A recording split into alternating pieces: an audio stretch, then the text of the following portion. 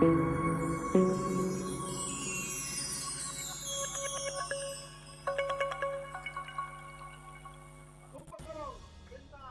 tak bagi penselam yang ke MDC election. Kita nak kebut yang kuat pak. Kita nak dusman yang kuat pak bagi area yang isyong. Akan tak lupa ke baru kita nak show. Ke pamilya itu show. Kita si Brad Shabai. Kita si Brad Shari. Kau tam tu yang kita makan set tiga nak. Kita siapa si Brad? Upra unne baik upra. Brad Shalu. Brad Shawa. Brad Shabai. Brad Shari. Upra baik upra. Pagpapantangnya wan manghigapon, pinbit kamay, nang magalong ng tagapit, kapiyang Joe Panba. Pining rakren, angki, ako,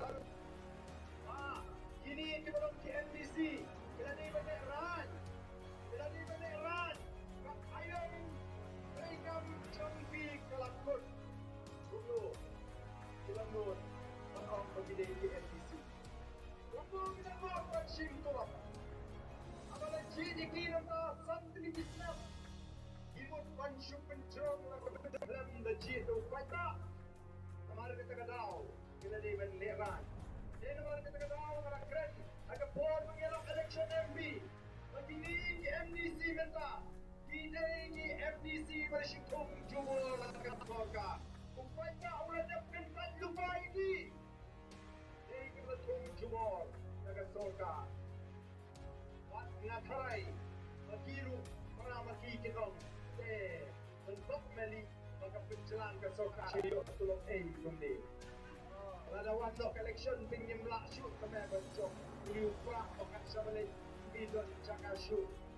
Ilang porsyang, puno kini party menta, pantawla, panso, apo, kaparty pra, kinomyola, pantikin, pancok, pelacok, pat, kalendang, second party ke bari i to kinoilam cuma party i the bishal in the toket pa हमारे kita kadau i kwa ya bi ki patpa obin shania ani kinoilam cuma people party what penek cimot ya ukortong jadi tahu brio like penek cimot kuno pada voice of the people party ako ikasi kanyo ban sinshar ya kani ka jalan ni kanya हमारे kita kadau dongkat balong Shania aga party lada ka party ka pineng da wewe yen pinchope naman nila Shania bagi tagi noelam to party can say ki priyo ki betot ye jingle play ki priyo ki scam na nome tangkong kito di bashuan swat banyo ticket tang ban job election